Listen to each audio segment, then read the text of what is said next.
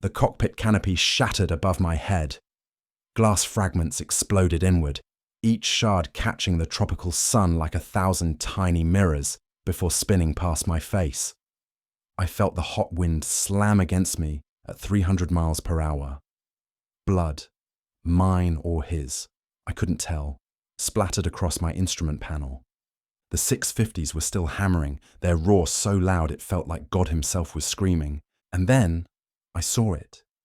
The Zero, beautiful and deadly, tumbling earthward, trailing black smoke, its rising sun insignia growing smaller, smaller, gone. My hands were shaking so badly I could barely hold the stick. This was my 9th kill of the day. I was 23 years old, and I had just helped end an empire. My name is David McCampbell, Commander, United States Navy. Call sign, Dashing Dave, though I never felt particularly dashing, just lucky, terrified, and alive when better men weren't. I'm sitting here now in 1962, 17 years after the war ended, trying to explain something that still doesn't feel real, how I became the Navy's ace of aces with 34 confirmed kills. How I watched the most elite fighter pilots in the world, men who had terrorized the Pacific since Pearl Harbor, reduced to desperate, untrained teenagers flying suicide missions. How an aircraft that the Japanese High Command laughed at, literally laughed at, became the weapon that broke the back of Japanese naval aviation. They want me to talk about the F6F Hellcat. They want statistics, tactics, technical specifications. But that's not the story. The story is about what it felt like to sit in that cockpit, to watch an empire's confidence crumble, to see men, good men, brave men, men just like me, fall from the sky in flames. The story is about fear and mathematics, about industrial might versus warrior spirit, about the terrible moment when one side realizes it's already lost and keeps fighting anyway. I flew the Hellcat for 2 years. It saved my life dozens of times. It made me a killer. It made me a hero. It gave me nightmares I still have. And it won the Pacific War as surely as the atomic bombs that came later. Maybe more so. This is that story. Not the one they teach in history books. The one I lived. Let me take you back to September 1943, back before any of us knew how this would end. Back when the Japanese still believed they could win. Picture this. I'm at Naval Air Station, Punene in Hawaii, watching new pilots arrive fresh from training. Kids, really, most of them younger than me, and I'm only 23. They're excited, nervous, cracking jokes to hide their fear. They've heard the stories about the Zero. We all have. The mythical Japanese fighter that could outfly anything in the sky. The aircraft that had decimated our forces at Pearl Harbor, the Philippines, Wake Island, Singapore. The fighter that had shot down more Allied planes than any other aircraft in history. The briefing room walls were covered with recognition silhouettes. The Zero's profile was burned into our brains. Long, narrow fuselage, distinctive bubble canopy, those elegant elliptical wings. Commit it to memory, our intelligence officers told us. Because when you see it, you'll have about 3 seconds to react before it's on your tail. For nearly 2 years, American pilots in the Pacific had been trying to figure out how to beat the Zero. The P-40 Warhawks, slaughtered. The F4F Wildcats. Brave little fighters, but outclassed in almost every way. The only reason we survived at all was because pilots like Jimmy Thatch had figured out defensive tactics. The Thatch weave, 2 planes scissoring back and forth to cover each other. Not to win, mind you, just to survive. The Japanese pilots weren't just good, they were terrifyingly good. 3 years of training before they even saw combat. 700 flight hours minimum. They could make that Zero dance in ways that seemed to violate the laws of physics. Loops so tight you'd black out trying to follow. Rolls so crisp they looked like cinema tricks. And their kill ratios? 20-1, 30-1. Numbers that made your blood run cold. I remember sitting in the ready room, one sweltering Hawaiian afternoon. sweat soaking through my khaki shirt, despite the fans rattling overhead. The air smelled of salt, aviation fuel, and the peculiar metallic scent of fear that every pilot knows, but nobody talks about. My squadron commander, a grey-haired veteran named Jumping Joe Clifton, who'd survived the Coral Sea, was briefing us on the new fighter we'd be transitioning to. "Gentlemen," he said, tapping his pointer against a large photograph pinned to the corkboard, "meet the F6F Hellcat." I stared at it. The thing looked wrong, too big, too heavy, too brutish. It had none of the Zero's elegant lines. The fuselage was thick and muscular, dominated by a massive Pratt & Whitney radial engine that made the whole aircraft look nose-heavy. The wings were straight and workmanlike, nothing graceful about them.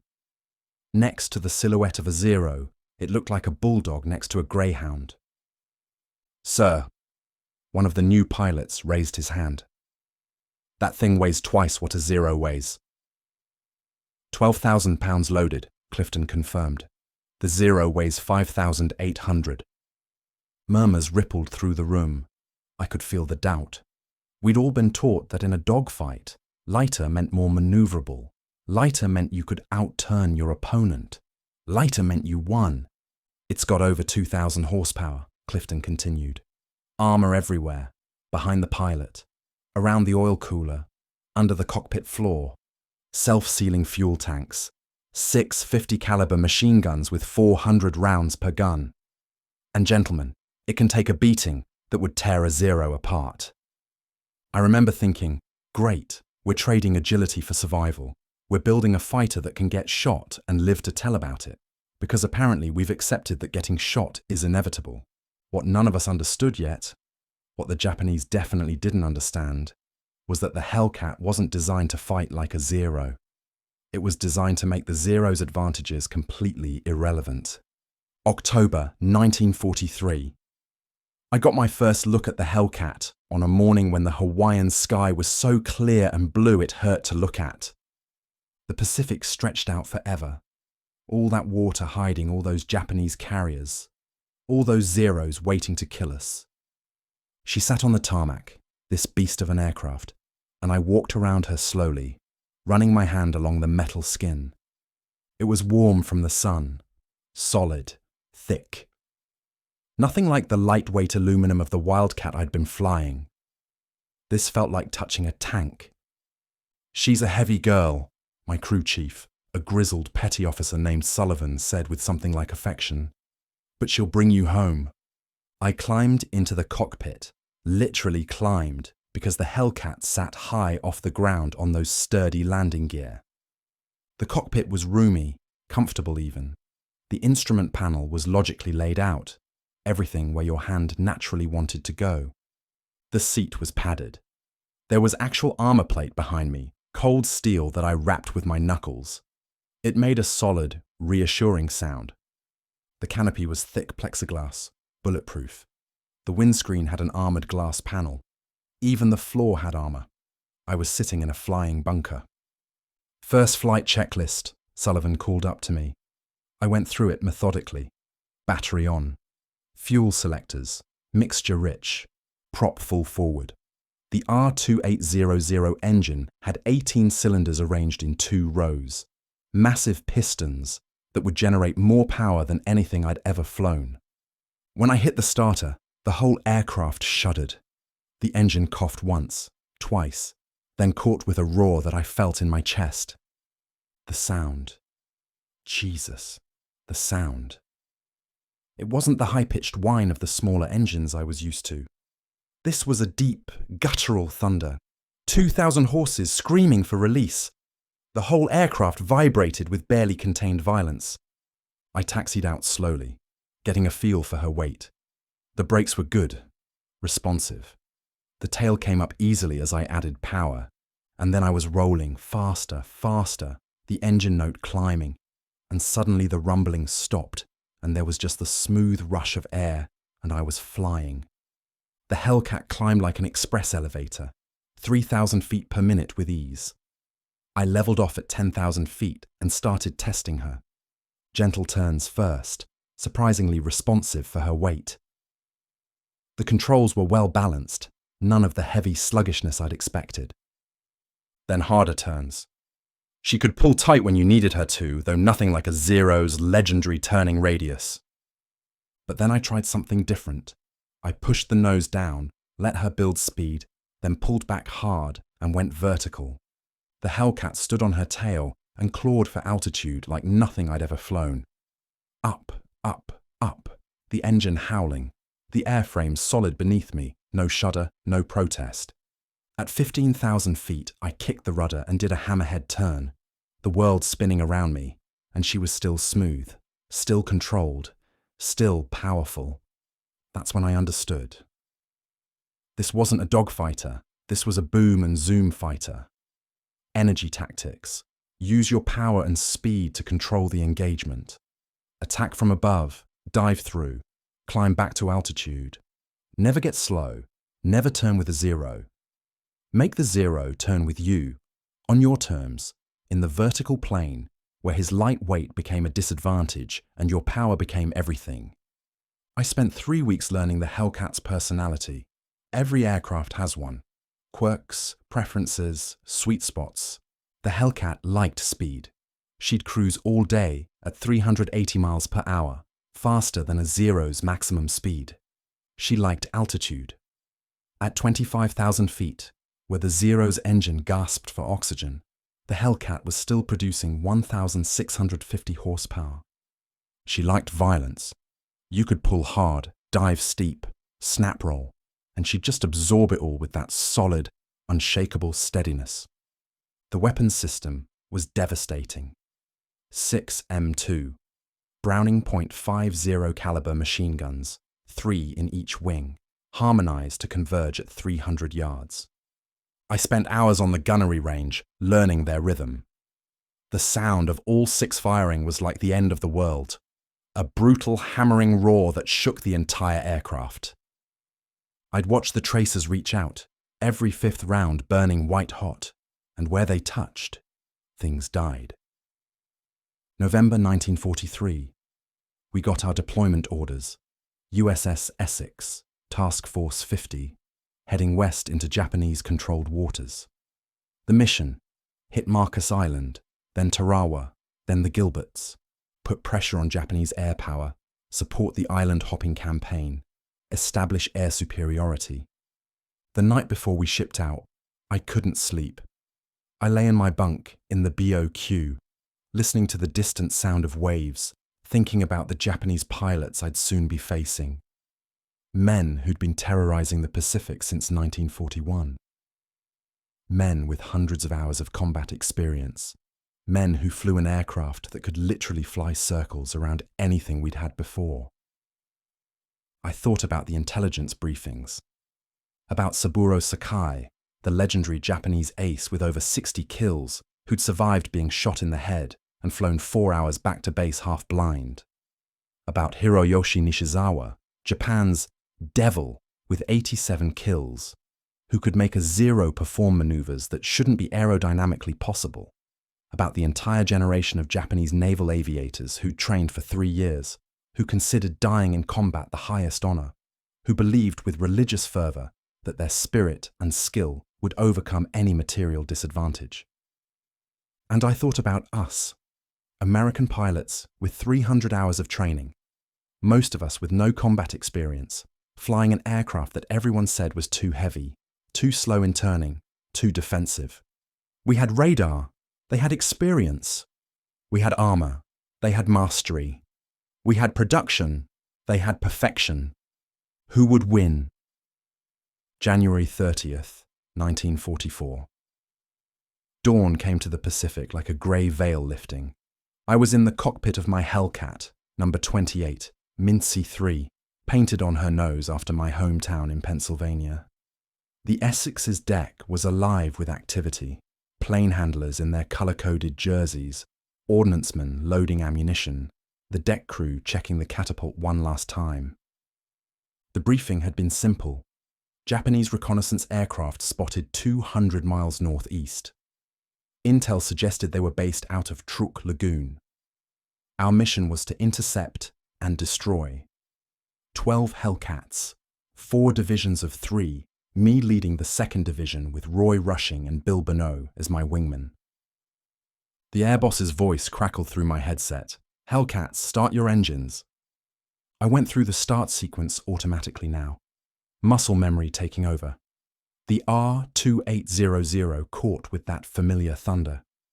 Around me, 11 other Hellcats roared to life, their propellers becoming invisible discs of spinning metal.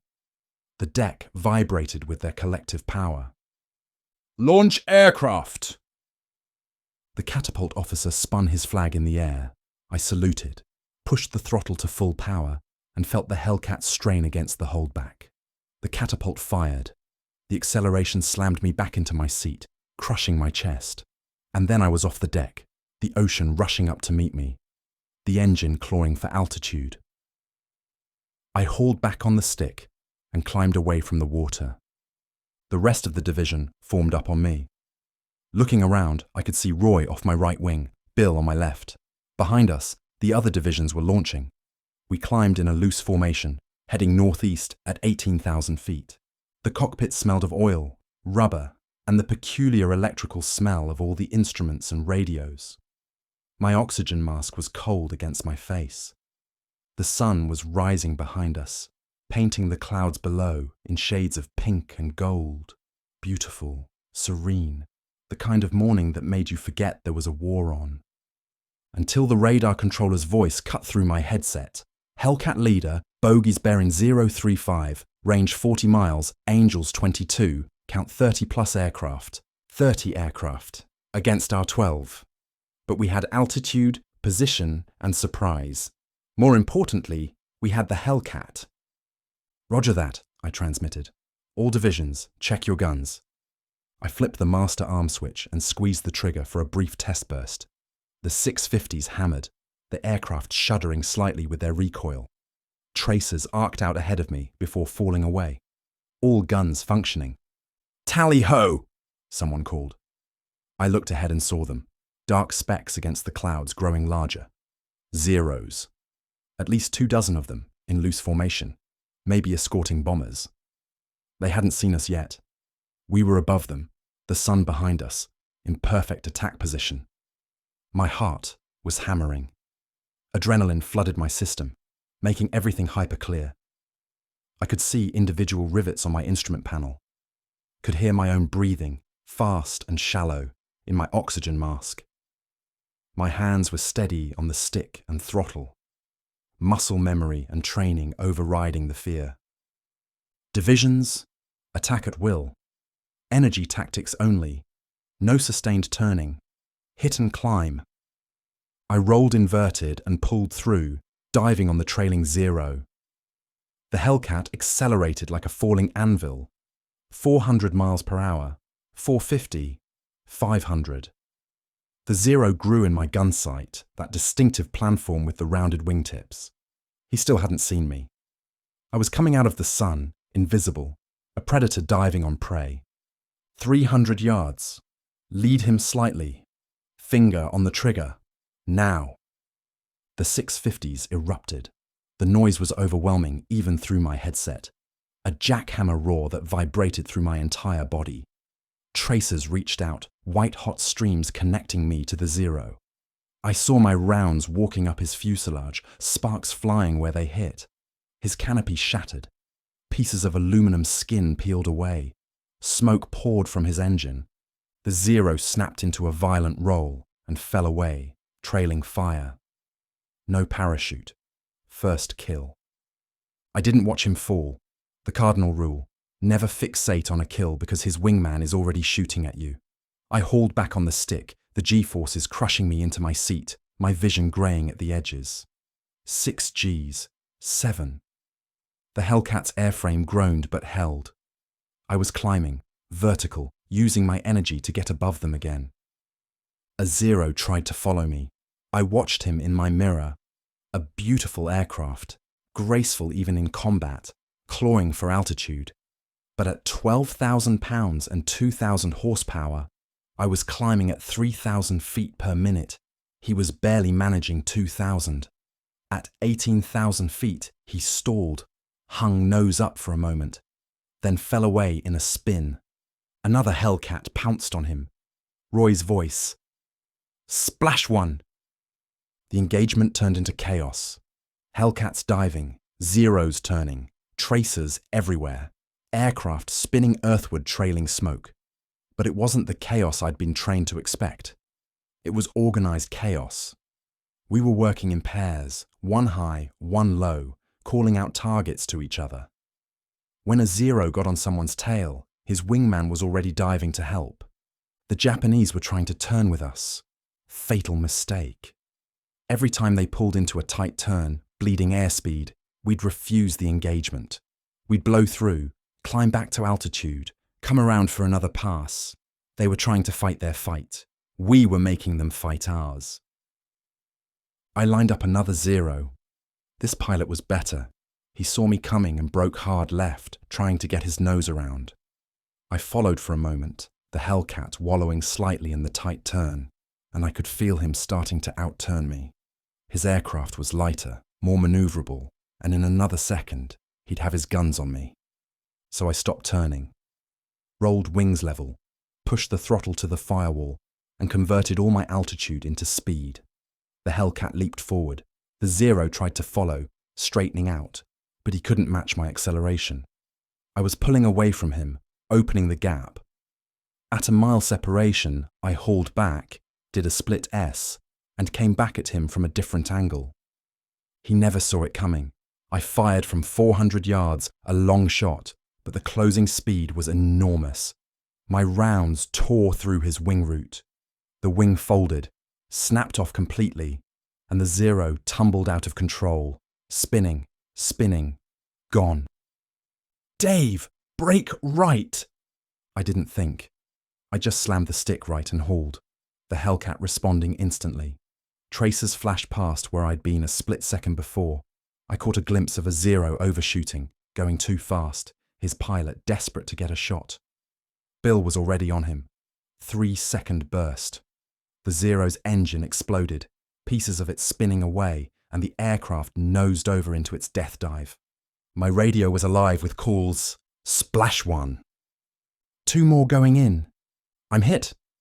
I'm okay, but I'm hit. Where'd they all go? I pulled up to 20,000 feet and looked around. The engagement had lasted maybe 5 minutes. Bodies of destroyed aircraft, almost all of them Japanese, were falling toward the ocean below, leaving trails of smoke and flame. Some were spinning. Some were in flat spins, wings gone, tumbling like leaves. Here and there, I saw parachutes.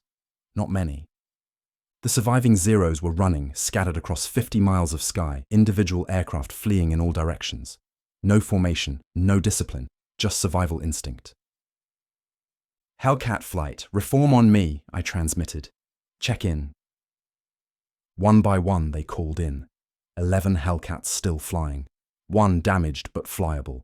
Johnson had taken a 7.7mm round through his wing that had done nothing but make a hole. No one seriously hurt. No one shot down.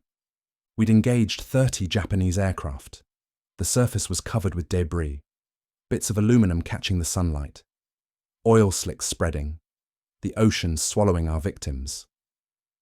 How many did we get? Roy asked. We compared notes. 15 confirmed, maybe 18.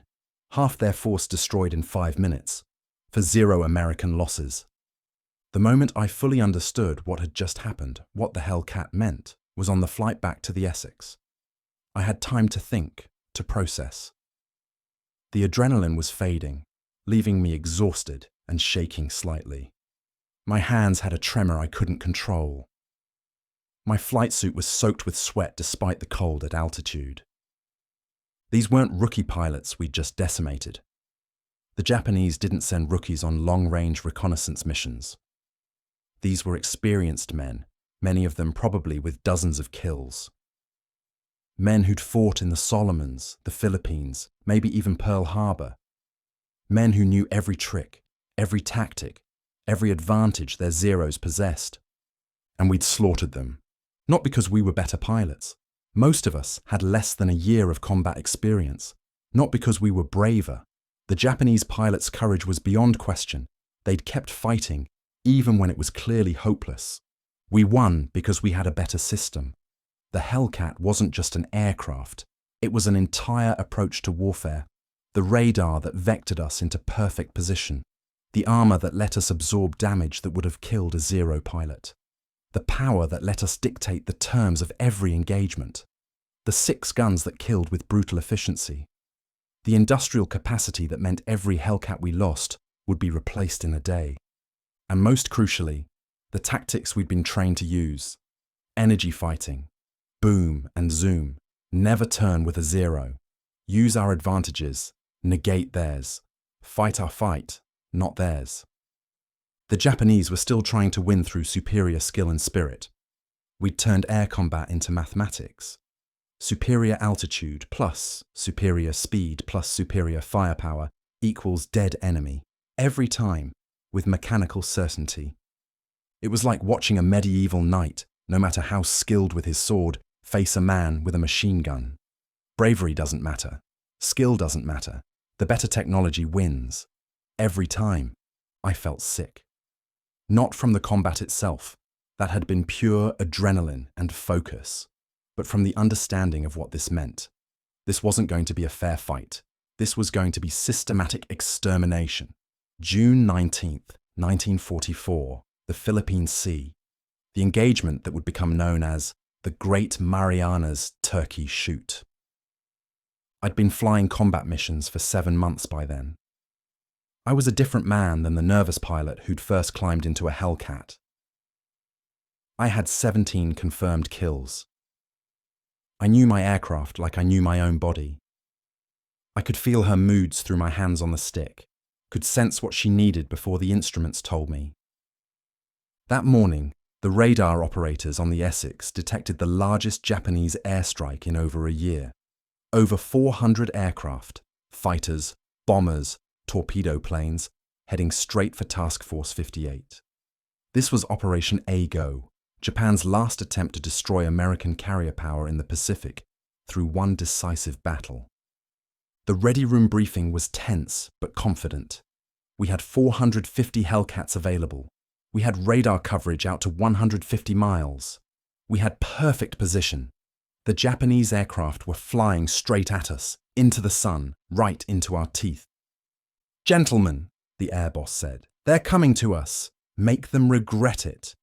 The launch was the biggest I'd ever seen. Hellcats roaring off the deck one after another, forming up into massive formations.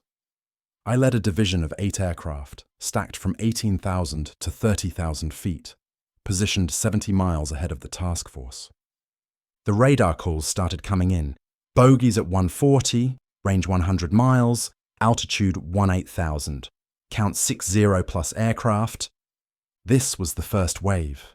I could see them eventually, a vast swarm of aircraft, flying in what should have been tight formation, but was instead loose and ragged. Even from a distance, I could tell something was different. These weren't the precise formations I'd faced 6 months earlier. "All Hellcats, attack!" I rolled in, diving from 25,000 feet. The sun was behind me. The Hellcat accelerated to over 400 miles per hour in the dive. I selected my target, a Zero that was weaving slightly, pilot error, inexperience showing. I got behind him, matched his weave, and at 300 yards, I opened fire. My rounds hit him immediately. I was barely leading at all because he was flying so predictably. His canopy shattered, smoke poured from his engine. He rolled inverted and fell away. But this time, something was different. The other Japanese pilots didn't react the way veterans would have. No coordinated defense, no mutual support. They scattered like startled birds, every man for himself. Some diving, some climbing, some just holding course as if paralyzed by indecision. They were kids. I could see it now. Young pilots, probably with less than 100 hours total flight time, thrown into combat against the most advanced fighter force in the world. Some of them were flying so poorly, I wondered if they'd even completed basic training. I shot down 3 more in the next 10 minutes. None of them saw me coming. None of them took effective evasive action. One just flew straight and level while I lined up my shot, as if he didn't understand what was happening. Another tried to turn with me, the one thing he absolutely shouldn't have done, and I simply climbed away, came back around, and killed him from above. The radio was continuous chaos. "Splash 2! Make that 3! I got another! They're everywhere! It's like shooting!" The pilot didn't finish, didn't need to. Turkey shoot. That's what this was. I shot down my 6th aircraft of the day, a Judy dive bomber that was desperately trying to reach our fleet. I caught him from behind, fired a long burst, and he exploded. Just came apart mid-air, pieces spinning away, a ball of orange flame briefly lighting the sky. Then I saw my 7th. Another 0, this one with more skill. He saw me coming and tried to evade, rolling and diving. But he made a mistake. He pulled up into clouds, thinking he could hide. I followed him in. The clouds were thick, grey, disorienting. I flew on instruments, trusting my training, staying calm. When I burst out of the clouds, he was right there, maybe 200 yards ahead, flying straight because he thought he'd lost me. I didn't hesitate. 3-second burst. His wing folded. He spiraled down. I was running low on ammunition. I'd fired 2,400 rounds, all of my ammo, across 7 kills. My wings felt lighter without the weight of the bullets. I should have returned to the carrier. But I saw the 8th target, a Yokosuka D-4Y Judy, damaged, trailing smoke, trying to limp back to Japanese-controlled waters. The pilot was fighting to keep her airborne. I could see him in the cockpit, wrestling with the controls. He was probably wounded. His aircraft was dying beneath him. I lined up behind him and put my hand on the trigger. The guns were empty. I had no ammunition left. But I stayed on his tail, keeping him from reaching home, hoping another Hellcat would come along to finish it. After 2 minutes, he must have realized he couldn't make it. He rolled inverted and dove straight into the ocean. I claimed an assist on that one. By the end of June 19th, 1944, the Japanese had lost 346 carrier aircraft. 346. Their entire operational carrier force destroyed in one day. American losses: 30 aircraft, most to anti-aircraft fire, not aerial combat. The kill ratio was over 11-1. The Japanese combined fleet would never recover. They had no pilots left to train the next generation. They had no experienced aviators to teach tactics. The institutional knowledge that had made them dominant in 1941 was gone, burned up in the Pacific sky, scattered across 100 miles of ocean. One battle. One day. The end of Japanese naval aviation as an effective fighting force. October 24th, 1944. The Battle of Leyte Gulf. My last great engagement of the war. By then, I had 21 confirmed kills. I was leading Air Group 15 off the Essex, one of the most effective Hellcat squadrons in the Pacific. The mission briefing was urgent. A massive Japanese airstrike, over 60 aircraft, was heading for our fleet. Intelligence suggested these were some of the last trained pilots Japan had, pulled from Homeland Defense to make one desperate attempt to cripple our carriers. 7 Hellcats, 60 Japanese aircraft. The math was absurd, but I'd learned by then that math didn't work the same way anymore. We intercepted them at 18,000 feet. I shot down the first one before they even knew we were there. A 0 that I caught from behind in a dive, my 6 guns shredding his engine. He went down, trailing fire. The engagement that followed lasted 90 minutes. 90 minutes of constant combat, of diving and climbing and shooting, of adrenaline and fear and perfect focus. I lost track of individual kills. They blurred together. A 0 here, a bomber there, another fighter trying desperately to get away. My wingman, Roy Rushing, was phenomenal. We worked together like parts of a single machine, calling out targets, covering each other, never getting separated. When a 0 got behind me, Roy was already shooting him off my tail. When 3 fighters tried to mob Roy, I came screaming in from above and scattered them. I ran out of ammunition after my 9th kill. 9 aircraft in 90 minutes, a personal record that would earn me the Medal of Honor. Roy got 6 more. Between the 7 of us, we shot down 15 aircraft and damaged countless others. The Japanese strike never reached our fleet. We broke them.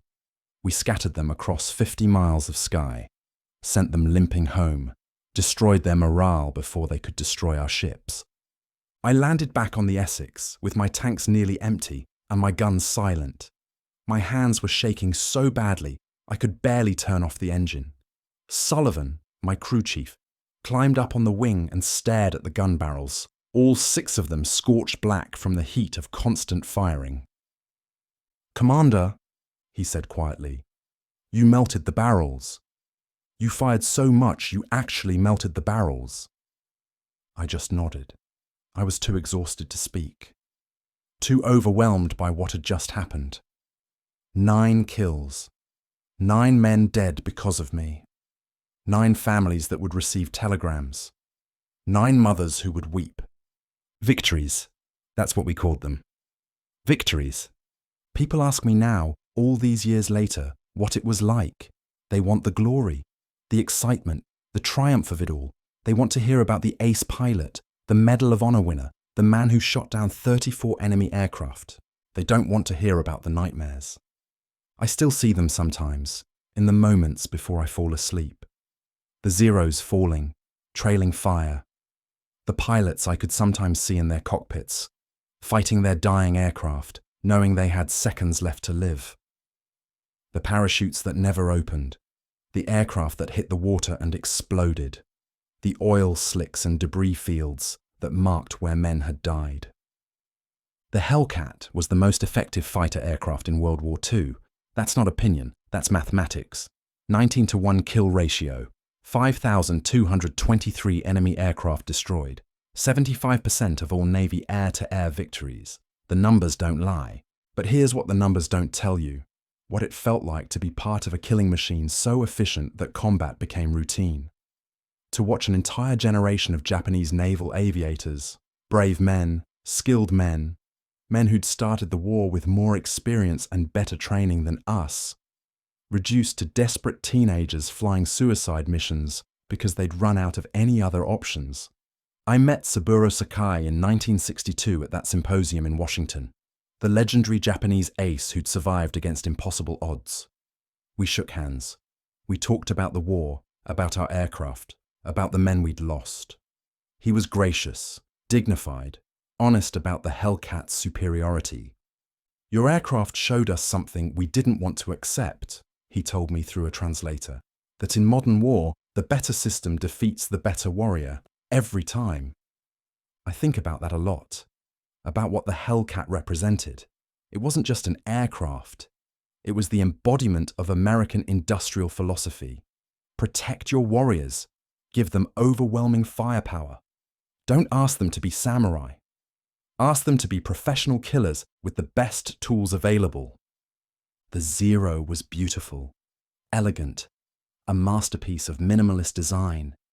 Every ounce sacrificed for performance, for that perfect balance of speed and maneuverability. Flying a Zero must have been like wearing wings, just as Nishizawa's diary said. But the Zero's philosophy got its pilots killed. No armor meant a single bullet could be fatal. No self-sealing tanks meant any hit to the fuel system was catastrophic. Lightweight construction meant the aircraft couldn't absorb damage. The Zero turned Japanese pilots into glass cannons, deadly when they had the advantage, fragile when they didn't. The Hellcat could take punishment that would have torn a Zero apart. I saw Hellcats come back with holes you could put your fist through. I saw them land with dead engines. I saw them flying on 3 cylinders, trailing oil, riddled with bullets, and the pilots would walk away without a scratch because the armor had done its job. We sacrificed some performance to save lives. The Japanese sacrificed lives to maximize performance. In 1941, when they had veteran pilots, That philosophy worked. By 1944, when they were throwing teenagers into combat, it became mass murder. I killed 34 men, confirmed. Probably more if you count the probables and the assists. 34 human beings who had families, dreams, hopes, fears, who loved someone and were loved by someone, who were doing their duty for their country just like I was doing mine. I don't regret it. The war had to be won. Japan had to be stopped. If I hadn't killed them, they'd have killed Americans, or tried to. This is what war is. This is what it requires. But I don't celebrate it either. Not really. Not the way people want me to. When they pin another medal on my chest, when they call me a hero, when they ask me to talk about the thrill of aerial combat, I smile and say the right things because that's what's expected. But inside, I remember. I remember every kill, every aircraft spinning earthward, every pilot who didn't get out, every victory that was also someone else's death. The Hellcat was a magnificent aircraft. It saved my life dozens of times. It gave us air superiority and helped win the Pacific War. It was reliable, powerful, forgiving, tough. I loved flying her. Every pilot who flew the Hellcat loved her. But I also understand what she represented. The moment when warfare became industrialized slaughter, when individual skill mattered less than systematic advantages, when the nation that could build the better system, not the better warrior, but the better system, would inevitably destroy the nation that couldn't. The Japanese laughed at the Hellcat when they first saw the specifications. Too heavy, they said. Too slow in turning. Built like a truck, not a fighter. They stopped laughing after the Philippine Sea, after Leyte Gulf, after the endless grinding aerial battles where their pilots died by the hundreds while ours came home. By the end of the war, encountering Hellcats meant statistical certainty of death for Japanese pilots. They knew it. We knew it. The mathematics were undeniable. That's not a fair fight. That's extermination. And it was necessary. And I'd do it again. And I'll never stop seeing those burning zeros in my dreams. I'm 70 now. The war ended 25 years ago. Most of the men I flew with are gone. Some in combat, most to time and age and the ordinary ways men die. The Hellcat herself has been retired for decades, replaced by jets that would have seemed like science fiction back in 1944. But sometimes, on clear days, when I hear a plane overhead, I close my eyes and I'm back there, in that cockpit, in that war, flying the aircraft that changed everything. The F6F Hellcat didn't just win the Pacific Air War. It rewrote the rules about how wars are won. It proved that in the modern age, industrial might matters more than martial spirit, that systematic advantages defeat individual excellence, that protecting your warriors is more important than perfecting your weapons. Every extra pound of armor, every round of ammunition, every cubic inch of fuel capacity, they weren't weaknesses. They were the strength of a nation that valued its warriors enough to bring them home alive. The Japanese built an aircraft for samurai. We built an aircraft for soldiers. And soldiers, properly equipped, properly trained, and properly supported, will defeat samurai every single time. That's the lesson of the Hellcat. That's why she mattered. Not because she was the best fighter, though she was. Not because she had the highest kill ratio, though she did. But because she represented a fundamental shift in how we thought about aerial combat, about technology, about the value of human life. I shot down 34 aircraft flying the Hellcat. 34 victories that made me an ace, a hero, a legend. But here's what matters more. The Hellcat brought me home. Every single mission. Through flak and bullets and mechanical failures and my own mistakes, she brought me home. Thousands of pilots can say the same thing. Thousands of mothers got their sons back because the Hellcat could absorb punishment that would have killed them in lesser aircraft. thousands of families weren't destroyed because some engineer at Grumman decided that armor was worth the wait. That's the real victory of the F6F Hellcat. Not the kills, the saves. I'm one of them. I'm alive because I flew the Hellcat. Alive to tell this story. Alive to remember the men who weren't as lucky. Alive to carry the weight of 34 kills and the gratitude of survival. The Japanese pilots laughed at the Hellcat. The Hellcat had the last laugh. She always did, and I'm here to tell you about it.